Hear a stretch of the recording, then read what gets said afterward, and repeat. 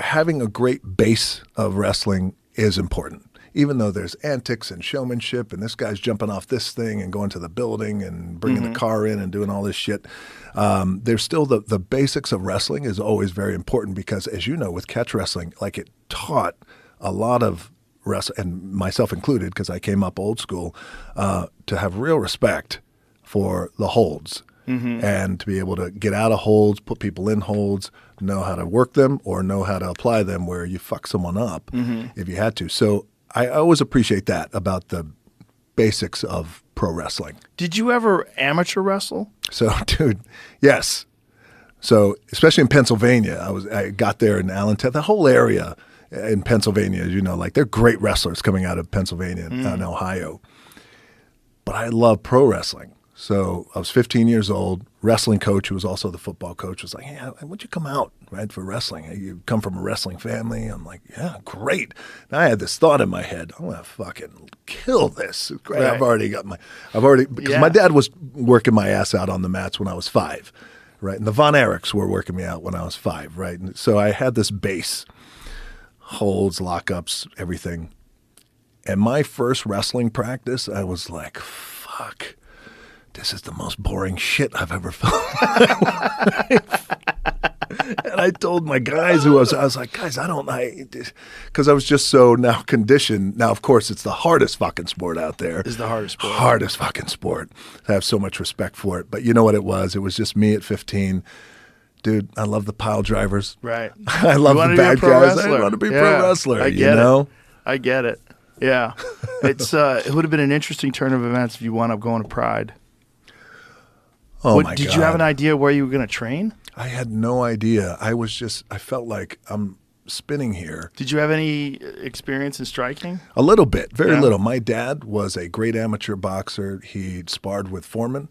Wow. A few times, sparred with Ali. That was a little bit more of a show. Great amateur, Golden Gloves in Canada. Like, he was a badass. So he was teaching me how to hit at a young age, heavy bag, speed bag, things like that. So I had a little bit. And I felt like I've always been very coachable in whatever it is that I did, whether it's football, wrestling, track, whatever it is. So I felt like, hey, I'm going to go into this if there's a shot at this and I could go to Pride and make money. By the way, I had this thought of Pride because it felt like, oh, those guys there, they're making money. They're putting on these big shows. There's 20, 30,000 people in these shows. This looks incredible. And not only that, but then I think when you're talking to guys and they're in it and they're saying, yeah, you could do it. You could do it. Well, you know. Shamrock was very smart, by the way, which I really appreciate about him. And at that time, we were wrestling each other every night, so I got a chance to get to know him very well and work out with him. And he was just like, you might just stick with this first. Like, there's a real shot here. Like, you got something here. Stick with this. And if you remember, he started in pro wrestling. Yep.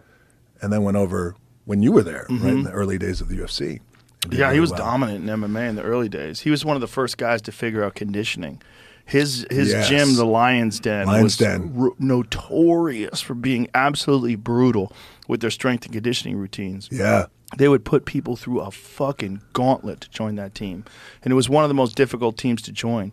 They were like legendary sessions that they would put you through. They would try to break you. Yes. And he would just try to let you know, like, the worst thing you want to be in a fight is tired. And you are going to get tired as fuck training with us, so that the fight's going to be easy. Easy. Yeah. Wow.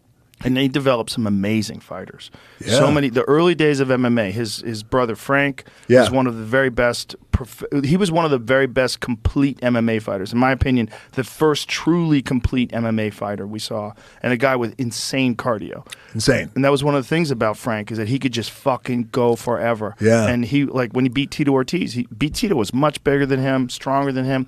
And he just overwhelmed him with volume and cardio, and eventually beat his ass. I remember that. It was, and that taught Tito a giant lesson. And too. he was in crazy shape too. Crazy shape. Both of them. Jacked. Yeah. Jacked. Frank and Ken. Yeah, and Frank was fighting. I mean, he had been training for like a year and a half, and he was fighting in Japan. Yeah. I mean, just insane.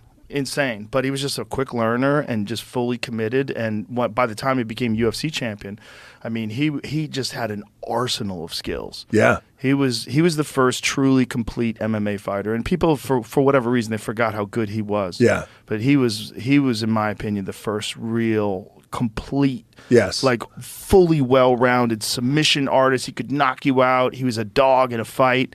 Yeah. Just incredible conditioning, built like a god. Yeah. He was the first. He was the first. Let me ask you this about these guys. Say, for example, to take Frank Shamrock, Ken Shamrock, whom I know I love that guy, Mark Kerr, who I've gotten to know very well.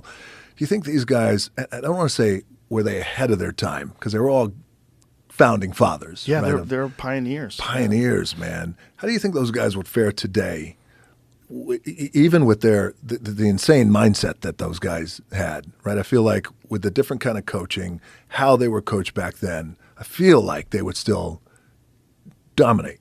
I feel like all champions have a quality that in any era, depended upon the skill level of that era, they would rise to whatever that skill level is. Yes. What's going on today is you've got guys with 1-2 fights in the UFC that are elite fighters. They might have 30 amateur fights, and 11. Yeah, you're getting these guys that are competing now that are first fight in the UFC. They're world class. You see like how smooth and technical they are. You're like, Jesus Christ, these guys are so good. Back then, that wasn't the case. So you could get away with a lot more, and you didn't have as high a bar to aspire to.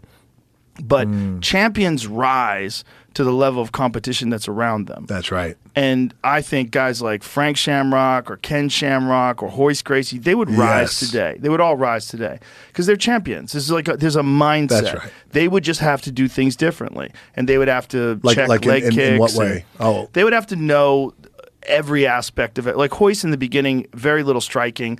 He would just kind of throw kicks just to try to get a clinch and get a hold of you. And his jiu-jitsu was so superior to everybody's that once he got you to the ground, you were fucked. Yeah. But that's not good enough today. Yeah. Like now everyone's a black belt in jiu-jitsu. Now everyone knows how to move on the ground. Now everyone knows how to defend, and everyone has nasty stand-up. And you have to have everything today. But Hoist would have developed that. He's a champion. There's a mindset of someone who can win one of those gigantic tournaments that he won, like in the early days. He's fighting guys 270 pounds. When he fought Dan Severn was giant. He catches him in a triangle. Yeah.